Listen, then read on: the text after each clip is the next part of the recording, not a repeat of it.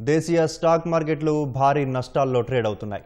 Stock మార్కెట్లు భారీ నష్టాల్లో ట్రేడ్ అవుతున్నాయి. సెన్సెక్స్ 700 పాయింట్లకు పైగా నష్టాల్లో ఉంది.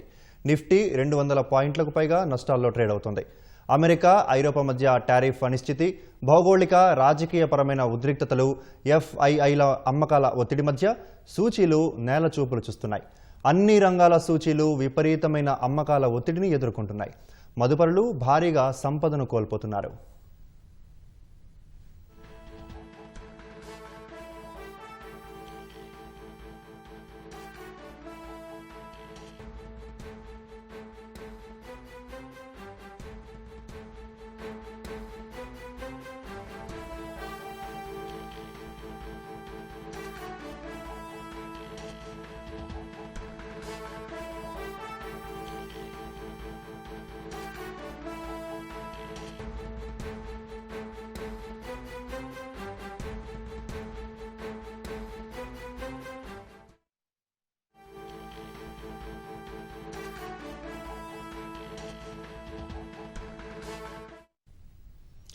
దేశీయ స్టాక్ మార్కెట్లు భారీ నష్టాల్లో ట్రేడ్ అవుతున్నాయి.